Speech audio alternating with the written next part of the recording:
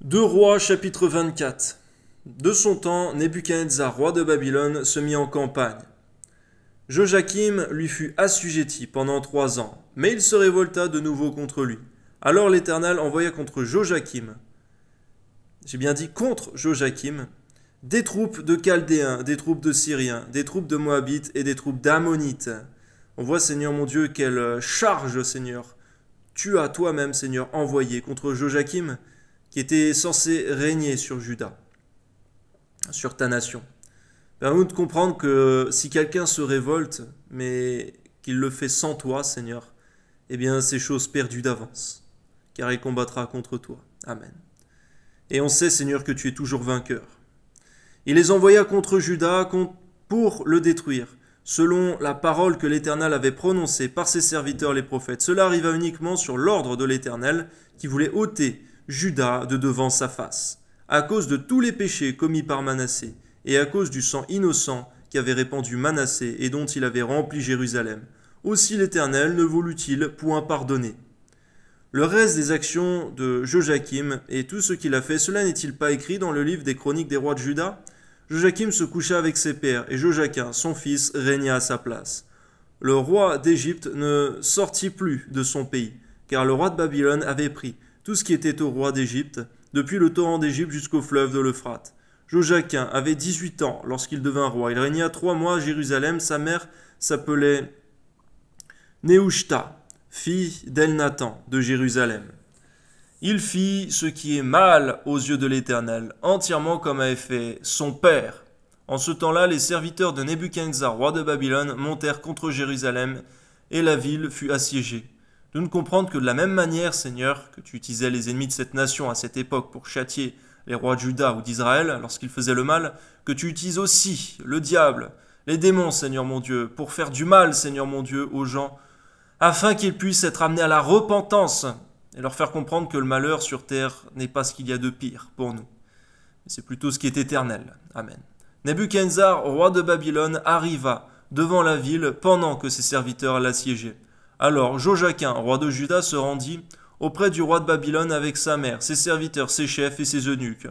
Et le roi de Babylone le fit prisonnier, la 8e année de son règne. Il tira de là tous les trésors de la maison de l'Éternel et les trésors de la maison du roi. Et il brisa tous ces ustensiles d'or que Salomon, roi d'Israël, avait fait dans le temple de l'Éternel, comme l'Éternel l'avait prononcé. Aujourd'hui encore, c'est vrai, Seigneur, on voit des gens riches, orgueilleux et qui ne croient pas en toi, Seigneur, être amenés à l'humiliation, et même certains, Seigneur, à devenir sans abri, afin qu'ils puissent s'humilier, Seigneur, et se tourner vers toi. Et au salut à la vie éternelle. Merci parce que lorsque tu dépouilles un homme de sa richesse, Seigneur, pour l'amener à la conversion, c'est pour lui salutaire, et c'est parce que tu l'aimes que tu fais cela. Alors que ceux qui sont endurcis dans leur richesse ne sont pas amenés à la repentance et vont dans un chemin de perdition. Amen. Il emmena en captivité tout Jérusalem, tous les chefs et tous les hommes vaillants, au nombre de 10 000 exilés, avec tous les charpentiers et les serruriers. Il ne resta que le peuple pauvre du pays. Il transporta Joachim à Babylone, et il emmena captif de Jérusalem à Babylone la mère du roi, les femmes du roi et ses eunuques, et les grands du pays.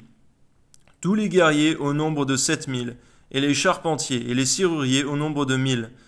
Tous les vaillants hommes et propres à la guerre. Le roi de Babylone les emmena captifs à Babylone, et le roi de Babylone établit roi à la place de Joachim Mathania, son oncle, dont il changea le nom en celui de Sédécias.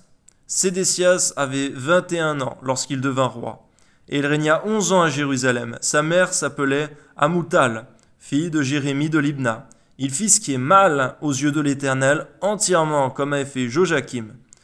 Et cela arriva à cause de la colère de l'Éternel contre Jérusalem et contre Juda, qu'il voulait rejeter de devant sa face. Et Sédécias se révolta contre le roi de Babylone. On s'imagine, Seigneur mon Dieu, une fois de plus que ce sera pour Sédécias un échec que cette révolte, parce que tu n'étais pas avec Sédécias. Mais tu étais même encore plus avec le roi de Babylone qu'avec Sédécias. Nous ne comprendre qu'on ne peut jamais faire la guerre contre toi en étant victorieux, Seigneur. Seigneur, on voit combien, Seigneur, malheureusement, la malédiction était sur cette descendance familiale, Seigneur, cette descendance royale. Tout ça parce que tu n'allais pas pardonner, Seigneur. Car même la justice de quelqu'un n'allait pas racheter les péchés. Car la justice ne suffit pas pour racheter des péchés, mais il faut, le versement de sang, un sacrifice. Que ton nom soit béni, Seigneur, dans le nom de Jésus-Christ. Tu nous donnes à comprendre, Seigneur, malheureusement, l'insuffisance de la loi, de la justice, mais qu'il fallait la foi en celui qui allait être promis, Jésus-Christ le juste. Que ton nom soit béni, Seigneur, dans le nom de Jésus. Amen.